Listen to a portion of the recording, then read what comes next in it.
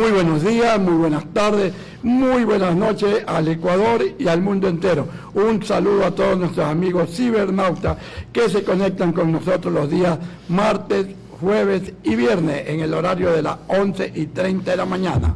CGN Noticias, Radio y Televisión Online, presenta nuestro programa Frente a Frente, un diálogo con la ciudadanía, programa grabado por el canal de televisión de la Unión Nacional de Periodistas Núcleo del Guaya.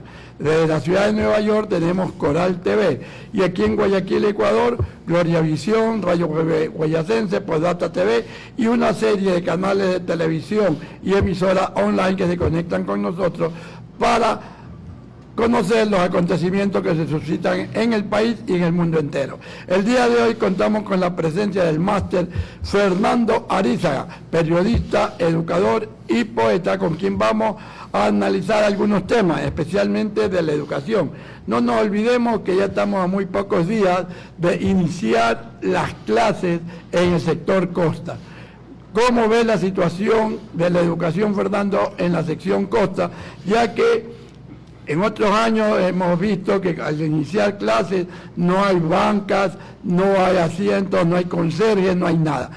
Los micrófonos de Frente a Frente le escuchan. Buenos días, licenciado Neira.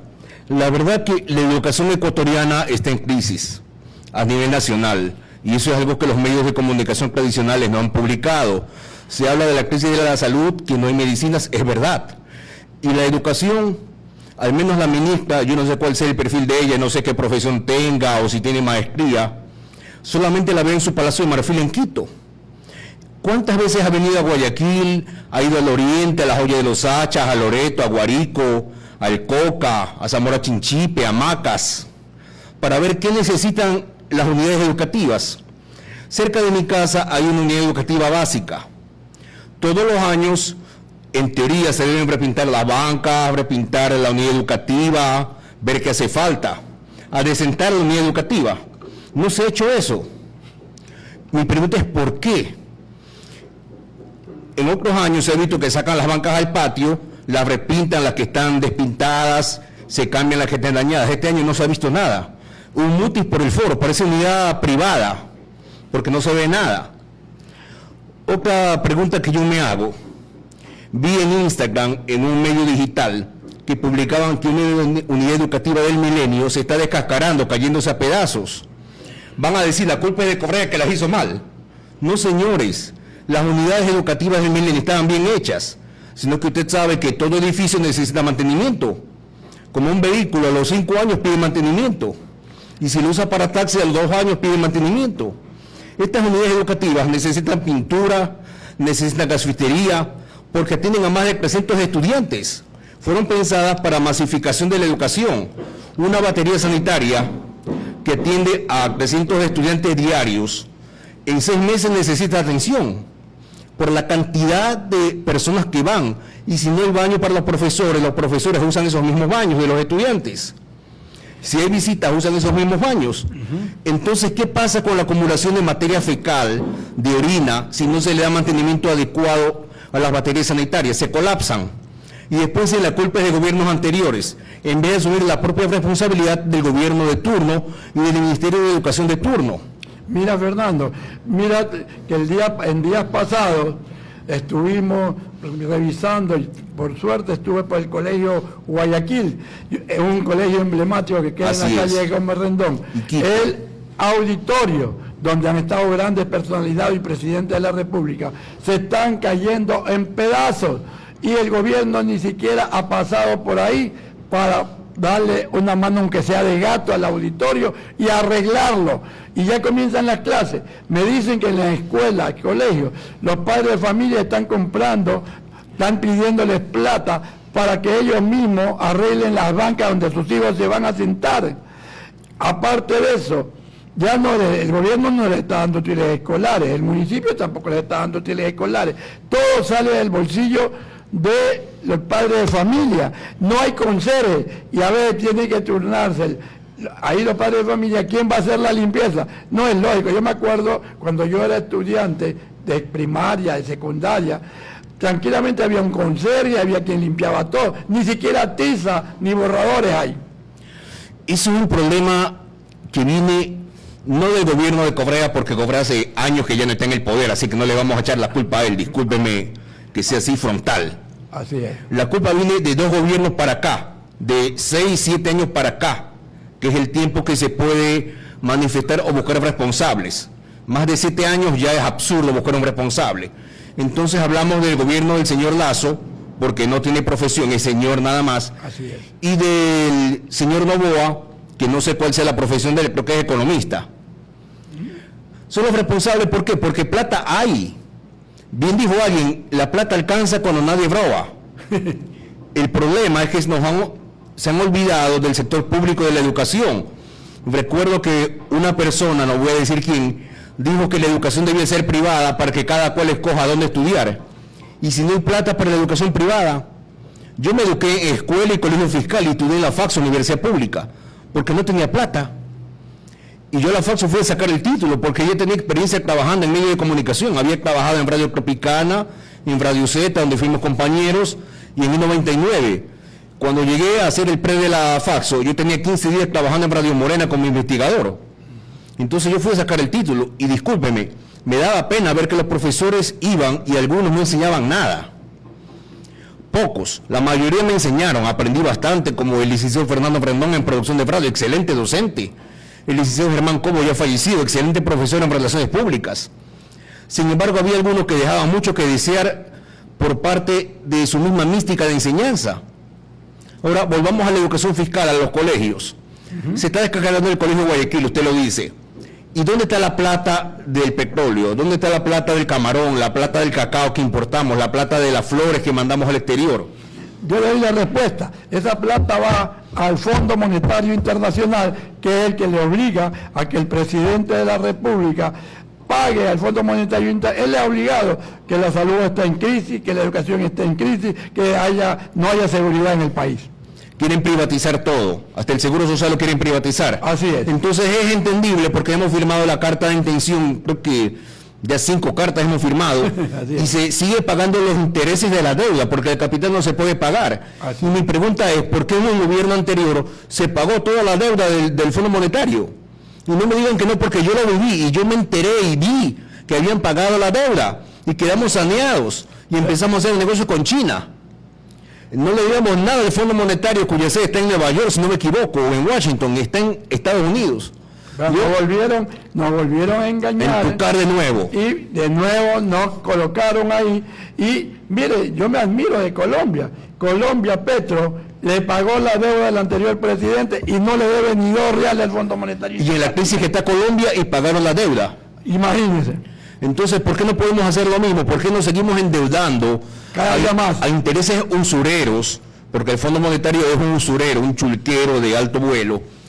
Y no invertimos, bueno, fuera que esa plata la invirtiéramos en educación, en salud, pero ¿para qué la invertimos? Nos endeudamos y con esa deuda pagamos intereses de la deuda y nunca pagamos el capital. Entonces pedimos plata para pagar lo que debemos y nos seguimos endeudando, un círculo vicioso. Pero yo no veo que ese dinero vaya a algo razonable, por ejemplo, hacer programas de ayuda social para personas en situación de calle. Los colegios, lo que yo veo, les faltan conserjes, faltan docentes. Ahora, como gran cosa, el señor Noboa anuncia que 1000 contratos para el sector público de docentes. ¿Y por qué no nombramientos definitivos? ¿Por qué contratos? Porque en un año se terminan esos contratos, desvinculan ese personal y meten nuevo personal para un año más. Y el proceso de aprendizaje se va al suelo. Usted como docente sabe que un proceso de aprendizaje efectivo mínimo dura 5 años. Correcto. 5 o 6 años para que el proceso dé resultados.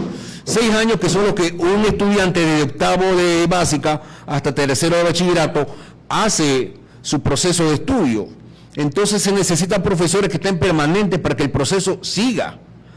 ¿Por qué no se capacitan los docentes en inteligencia artificial? Yo estoy en un curso de inteligencia artificial ahorita. Yo también he sido docente universitario y de bachillerato. Y ahora una planificación que se demora 4 o 5 horas en hacer para bachillerato, se la hace en 5 minutos con inteligencia artificial. ¿Por qué no se capacitan los docentes en eso? ¿Por qué no se abren becas para que los docentes saquen su título de 4º nivel? Si yo fuera ministro de Educación, ¿qué es lo primero que haría? A todos los profesores que están por contrato, les doy su nombramiento definitivo y les subo el sueldo para que se dediquen solamente a enseñar. y les quito las labores de oficina. Para eso nombraría más personal para que sean los oficinistas. Por ejemplo, un docente investigador que escribe artículos científicos no tiene tiempo para dedicarse a atender 5 o 6 tesis, porque le consume el tiempo de enseñanza. Para la tesis debe ser personal especializado que se dedique solamente a tutelar las tesis. Entonces, esos criterios son los que no se están aplicando en el sistema educativo nacional y a mí me da pena. Insisto, no sé cuál sea el perfil de la ministra, ni siquiera sé el nombre porque no se la conoce, no sale en ruedas de prensa, no hace rendición de cuentas semanal, o más que sea una vez al mes que convocar a los medios para decir, esto es lo que hemos hecho, esto estamos haciendo. Hemos remodelado estas entidades educativas en las naves, en la Maná, en Joya de los Hachas. No hay. Mire, que les digo algo. El otro día estaba viendo una declaración de la presidenta de la Unión Nacional de Educadoras, la máster Gabriela Menéndez, que sigue quejándose y que ya ellos han mandado sendas comunicaciones a la ministra de Educación, como usted dice, pero hace oídos sordos y no da ninguna respuesta, o sea, como que no les interesa la educación. ¿Y sabe por qué no le interesa la educación?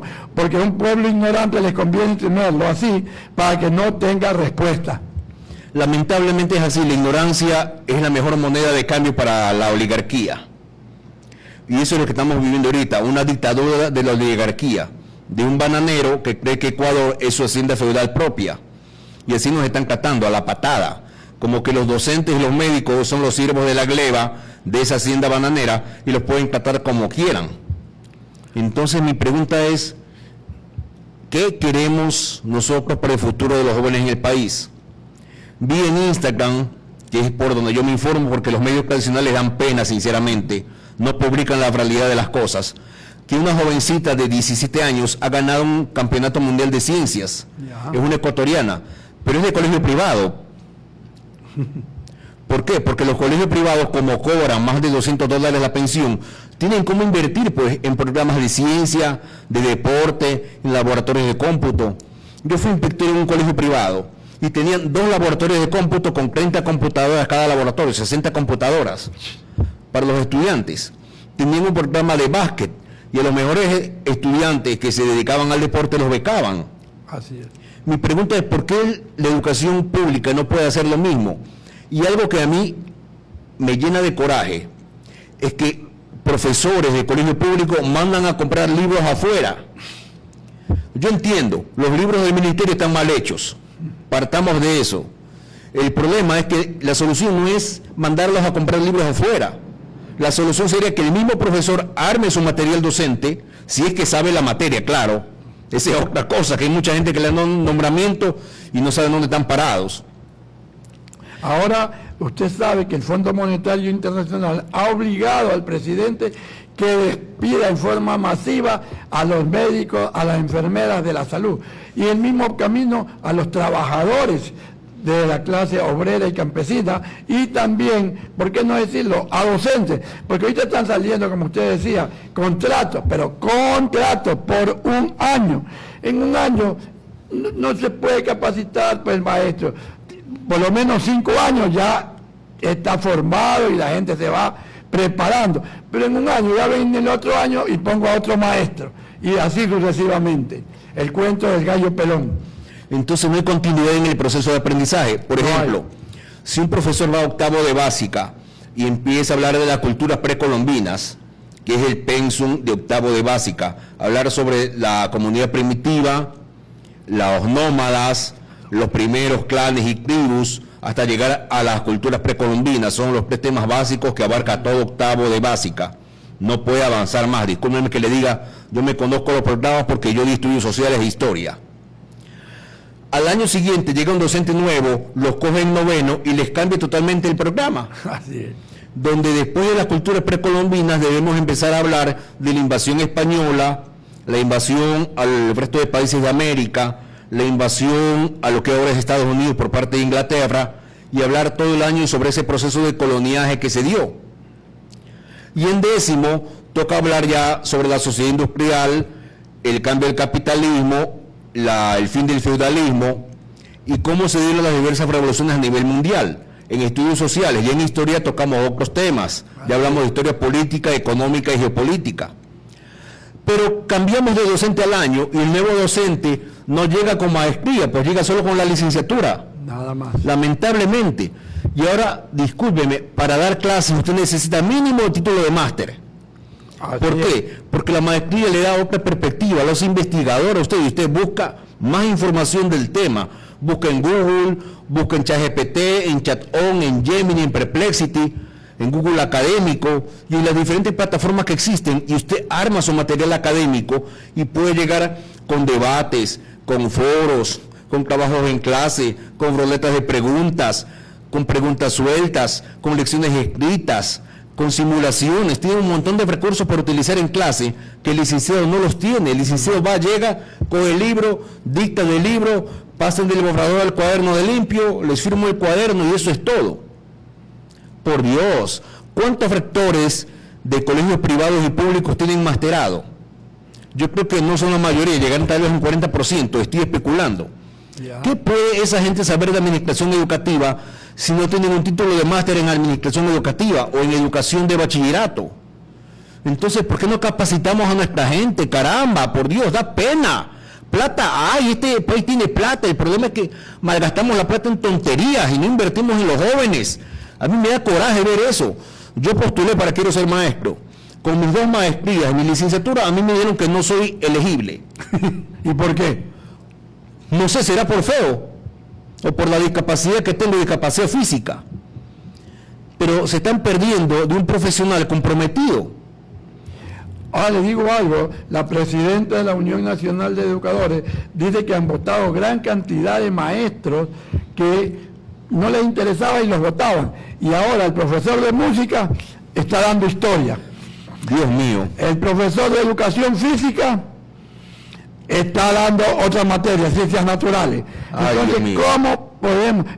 Simplemente lo hacen es para tapar el hueco de los profesores que han salido. Y votaron en gran cantidad a los maestros que sí estaban capacitados.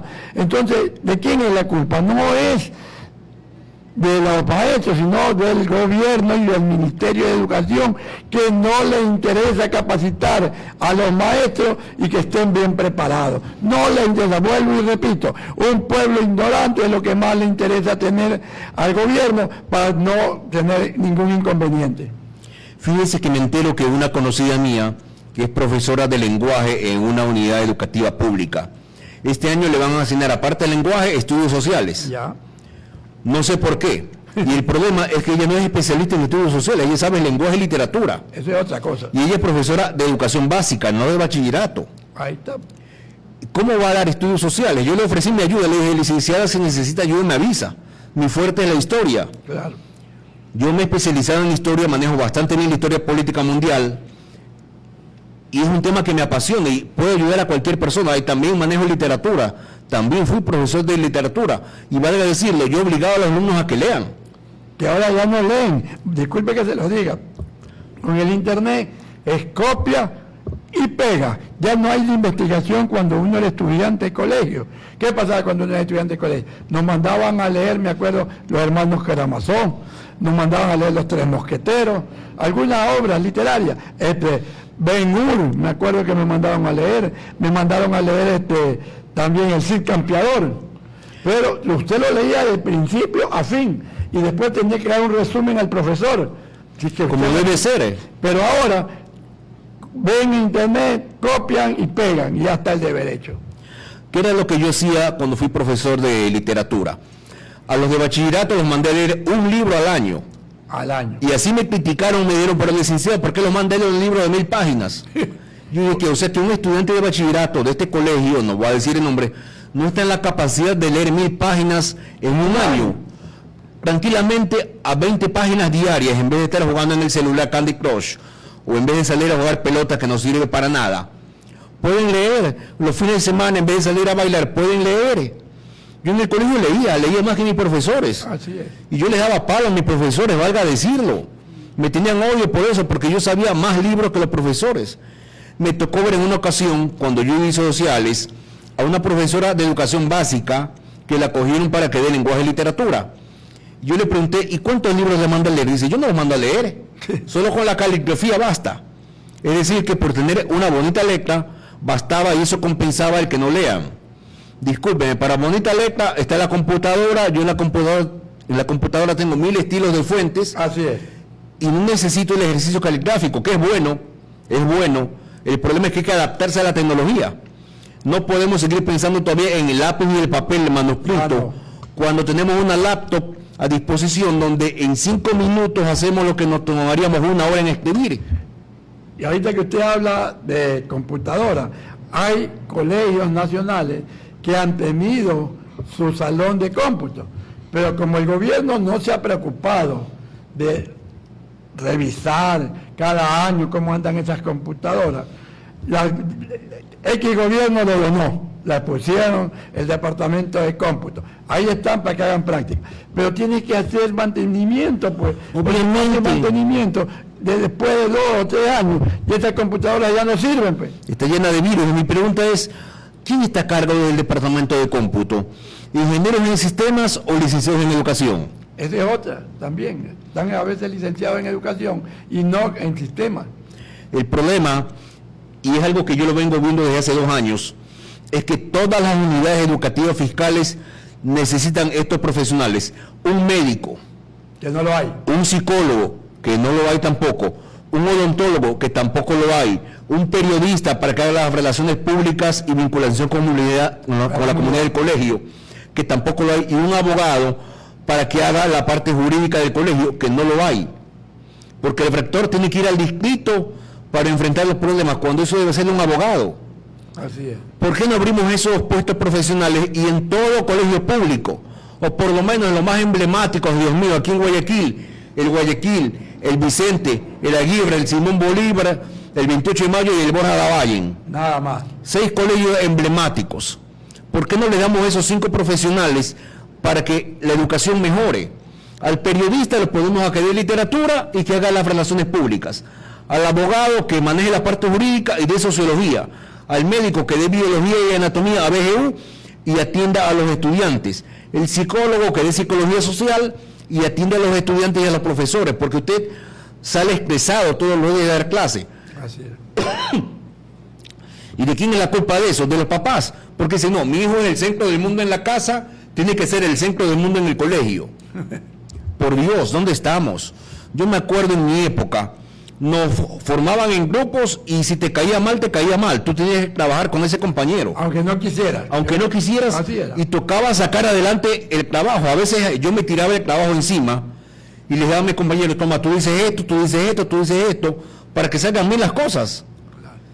A mí siempre me ha gustado la parte de expresión oral. Y lo hacíamos bien.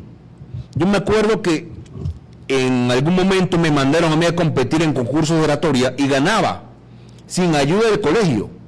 Claro. No había quien me prepare. Y cuando yo llegaba era con el premio 5º lugar nacional, del colegio, 1er lugar para el colegio. Pero a mí ningún profesor me capacitó. Así es. Yo me capacité por mi cuenta en locución y luego fui profesor de locución. Y esto es lo que está pasando en la actualidad. O sea, aquí lo dejan al estudiante para que tranquilamente el estudiante siga haciendo como quiere, que se resuelva la situación. Pero no es verdad que no los preparan como deben de ser. Al no prepararlos como deben de ser, el estudiante espera, vamos a ver qué pasa.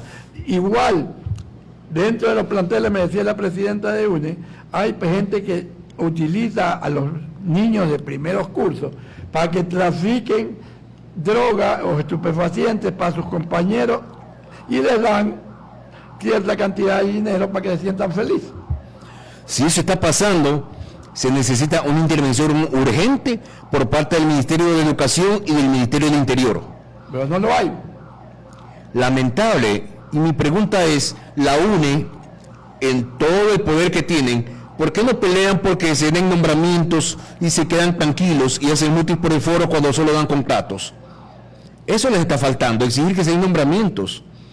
¿Por qué la UNE no exige que se nombren profesionales de todas las áreas que tengan maestría en educación y quieran servir al país? Ellos están haciendo un curso de una maestría, tengo entendido, en la UNE, para todos los profesores para que se capaciten. ¡Qué bueno! Porque el gobierno no los está capacitando. Entonces ellos están capacitando con una universidad, no me acuerdo de qué país, pero les están dando maestrías para que salgan capacitados y puedan dar clases como debe ser, con altura. Es que eso es lo que se necesita para que el país funcione. Por eso mi pregunta es, ¿la ministra de Educación tiene cuarto nivel? No sé. Yo tampoco lo sé, pero para ser ministro, mínimo PhD, para que sea investigador y maneje bien la parte docente. Pero imagínense que lo ponen de ministro de salud. Es como ponerle al ratón a cuidarle el queso. Él tiene una empresa de cuestiones médicas. Y entonces, no es nada raro que ese producto lo pueda vender dentro del ministerio. Igual lo hacía cuando estuvo en el Seguro Social, pero no le permitieron y lo sacaron inmediatamente al nuevo ministro de Salud. Pero vino el ministro de Trabajo y de un plumazo le borró todo eso y ahora puede ser ministro de Salud. Sí, estaba viendo y me da pena el caso. Eso se llama corrupción, de donde lo Así veamos. es, con todas las letras y mayúsculas. No puede ser que a las 2 de la tarde le aparece el impedimento. Lo vi en Instagram, Así es, 2 de la en tarde. el portal Yamingo EC lo vi. 2 de la Y tarde. a las 8 de la noche ya no tenía impedimento. ¿No? ¡Qué maravilla! Y Pero leí si el usted quisiera caso, hacer eso, no lo dejan. leí el caso que una abogada que debía asumir un cargo de juez, no le quitaron el impedimento, por más que demostró los descargos que ella no debía nada al SRI. No les convenía. No la dejaron asumir el cargo. No les convenía. Mi pregunta también va, ahora usted, licenciado García, que quisiera asumir un cargo en la función pública, de nuevo, en algún colegio, para ayudar a que el colegio mejore, ¿no lo van a dejar? No, porque está jubilado. Ya estoy jubilado, ya no puedo trabajar. Ya no hay como en otros países, que en otros países dicen, hablan en las puertas a las personas por su experiencia, por sus conocimientos. Aquí es al revés. Aquí dicen gracias y vaya a descansar a su casa. En Estados Unidos, aunque no es un país de mi De tu agrado. preferencia, personas mayores atienden en las tiendas de comida rápida, atienden en la caja, atienden en los Walmart. ¿Por qué? Porque tienen experiencia, saben cómo tratar con la gente. En cambio aquí los jubilados ya lo desechan, vaya a pastar. Así es.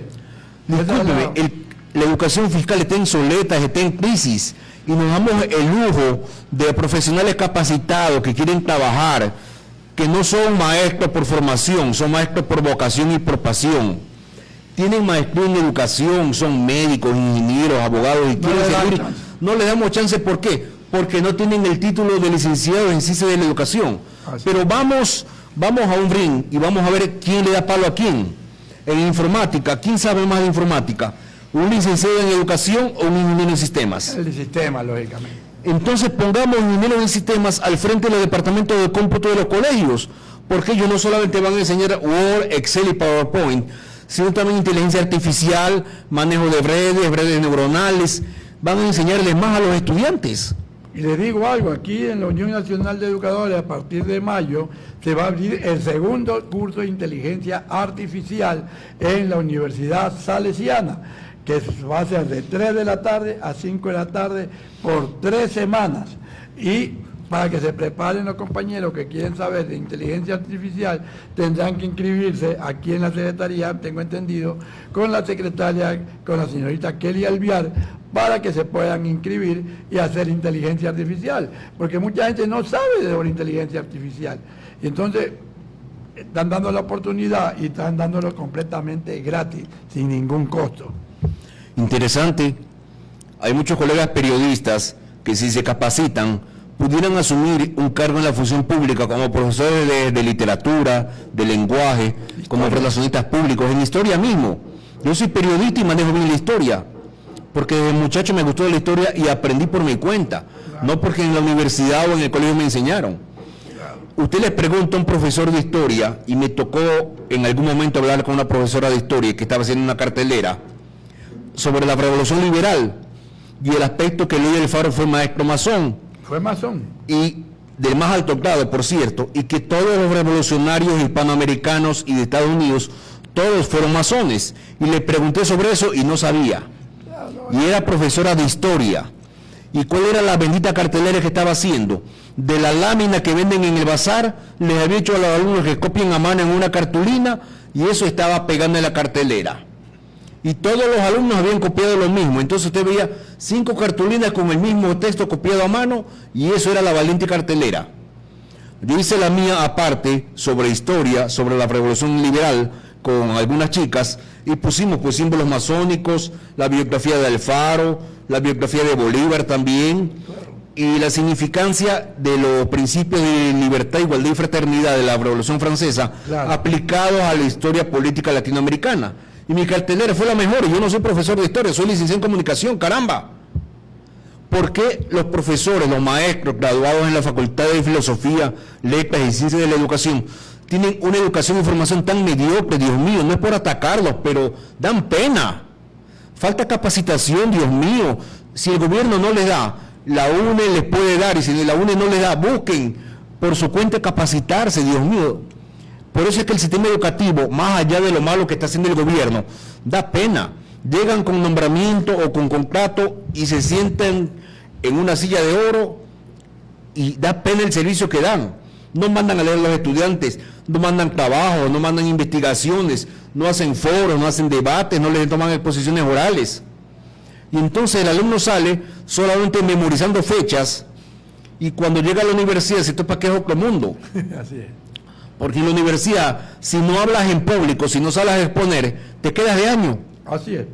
Es una gran realidad lo que usted dice. O sea, hemos visto a veces, y usted lo vivió también cuando estuvo en la Facultad de Comunicación, que habían personas que no sabían dar exposición y que se paraban y no comenzaban a temblar y no sabían y había la muletilla de ¿por qué? Porque no se preparaban debidamente como era de hacerlo. Pero ahora hay que preparar y exigir al gobierno nacional y al Ministerio de Educación, que yo no sé ni cómo se llama la ministra. Yo tampoco. Que por favor se preocupe más por la educación en este país. Ya comienzan las clases. ¿Qué van a hacer los estudiantes si no tienen banca? A veces en el salón de cómputo, si no hay alguien, un consejo que cuide o duerma ahí en la escuela, le roban pues las máquinas de noche y se las llevan los delincuentes. Entonces, ¿de qué estamos hablando? Y lo más cumbre, que las aulas de cómputo no tienen aire acondicionado. No, tienen ventiladores. Y discúlpenme, de lo que yo sé, una computadora necesita aire acondicionado para mantenerse fría, para que pueda funcionar. Así es. Las máquinas con calor se dañan, se funden los circuitos. Y en estos calores que vivimos aquí en Guayaquil, ¿qué estamos esperando si el aire acondicionado no abastece? Pero ya le van a echar la culpa a los aires, que por eso se dan los apagones. Así nos dicen, que por los aires son los apagones. Y en Quito porque no llovía, y aquí porque llovía, y porque se prendían los aires aquí. O sea, un absurdo completo. Yo no entiendo cuál es el discurso de este gobierno. Ahora hablemos de los libros, que es algo que me estaba olvidando. A ver. Los libros del ministerio, está bien que el ministerio de libros. Ya. El problema son los contenidos, que deben estar adaptados a la realidad nacional e internacional. No somos una isla. Tenemos que estar relacionados. Debemos estar vinculados al mundo. Por ejemplo, en la materia de problemas del mundo contemporáneo no hay libro.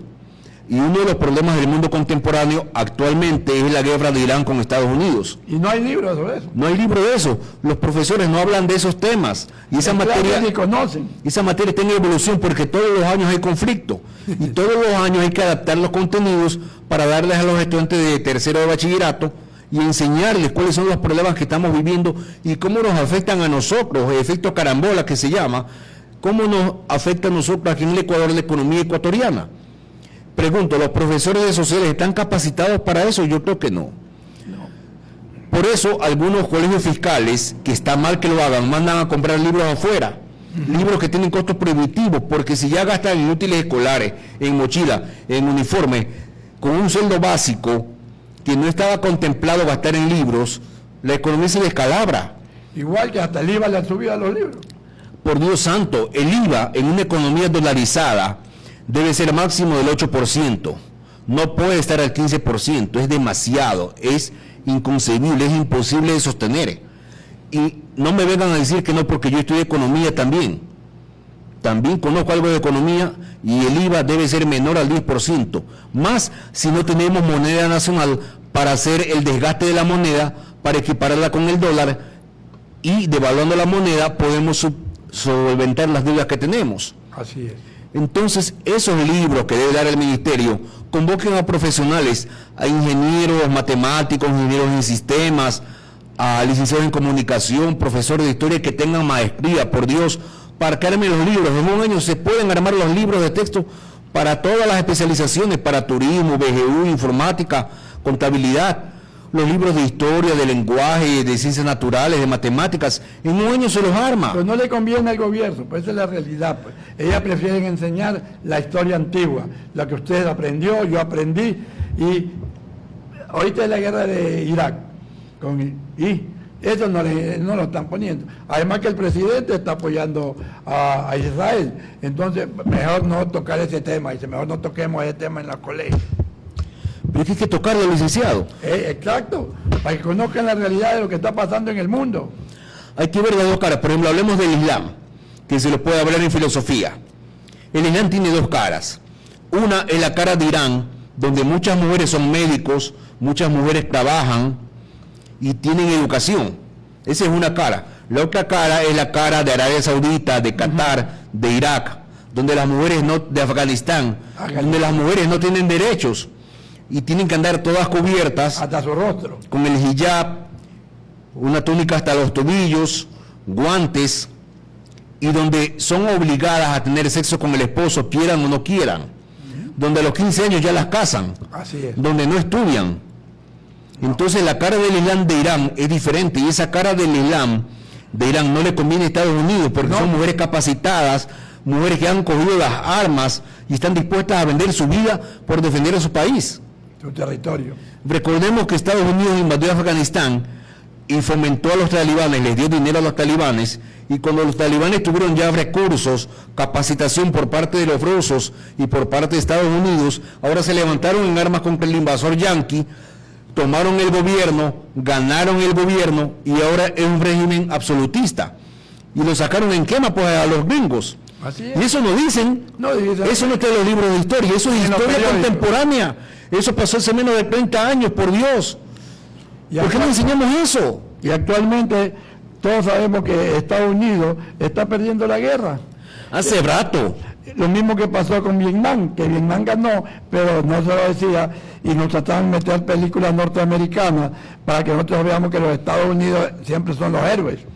Hace rato que lo sacaron de Vietnam, en los años 60, por Dios, fue una masacre completa y una pérdida de recursos. El problema es que Estados Unidos se cree el policía del mundo y quiere intervenir en todas partes. Aquí ganó la consulta popular el no, le dijimos no a las bases militares, igual nos entucaron una base militar. Y no están matando a pescadores, mataron a pescadores, tiraron una bomba entre la frontera entre Ecuador y Colombia. No, ahí hubo ahí decían que eran narcotraficantes y habían sido personas que viven en el campo, con sus reses, con su agricultura. En el oriente, la granja lechera que bombardearon diciendo que era una granja narcocriminal, y era granja lechera, el New York Times lo denunció, y ahora vamos a decir que el New York Times no sabe de periodismo. Un medio centenario, Dios mío. Usted dice los pescadores que los mataron en aguas nacionales. ¿De cuándo acá los barcos estadounidenses tienen derecho de estar en aguas nacionales? Y sin que nadie le diga nada.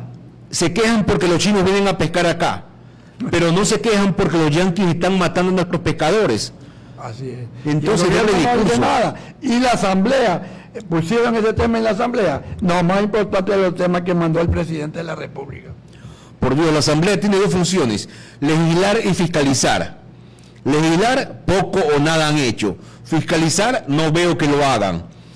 Otra cosa, y esto va contra los medios de comunicación tradicionales. El artículo 2 de la Ley de Educación Intercultural Bilingüe dice textualmente: los medios de comunicación serán corresponsables del proceso de aprendizaje y se regirán basados en los principios de esta ley. Pregunto, ¿cuántos programas educativos hay en los medios de comunicación tradicionales? No hay. ¡Cero! No hay. ¿Por qué no ponen un programa de las tardes, 3 de la tarde y uno a las 8 de la noche, donde les enseñan a los jóvenes matemáticas, química, biología, anatomía, literatura, historia? ¿Por qué no el libro de la semana? Un libro por semana, un libro de 200 páginas, pequeñito, una versión resumida, para que los chicos puedan leer en una semana, y el presentador comente el libro, explica los diferentes personajes, la conceptualización psicológica de cada personaje, la línea de tiempo, en qué periodo histórico vivió el autor de ese libro, por ejemplo, el Manco de Lepanto. ¿Cuál era su contexto histórico? Él estuvo preso. Miguel de Cervantes. ¿Por qué no hablamos de eso? Y que en la cárcel escribí el libro El Quijote de la Mancha. ¿Por qué no hablamos de eso, Dios mío? ¿Por qué los medios de comunicación solamente programas de farándula que no valen para nada? Por Dios. ¿Y dónde está el Ministerio de Educación que no les exige a los medios de comunicación que cumplan la ley? El que no cumple la ley es un delincuente. Y el delincuente debe estar preso. Así de simple, señores. No hay más. Fernando, te damos con la palabra final y te agradecemos mucho que nos hayas aceptado nuestra entrevista para tratar estos temas tan importantes sobre la educación en la actualidad. Fácil. Queremos que la educación cambie. Pongamos un profesional capacitado con cuarto nivel en el Ministerio de Educación, que viaje todas las semanas a territorio, a los cantones, a ver qué está pasando, que no esté solamente en su Palacio de Marfil en el Ministerio de Educación allá en Quito. La educación, señores, no es solamente de Quito, de un cantón. La educación es de los más de 200 cantones que tiene el Ecuador. Y a eso debemos apuntar, que el ministro o ministra baje a los cantones y conozca la realidad y se ejecute por contratación inmediata, declarando en crisis la educación las obras que se necesitan. Si no, estamos destinados al fracaso. Y ahí es donde vamos, caramba. Estuvo con nosotros el máster Fernando Arízaga, periodista, educador y poeta, tratando el tema de la educación en la actualidad en nuestro país. Hasta una próxima oportunidad. Gracias por habernos aceptado la invitación. Gracias.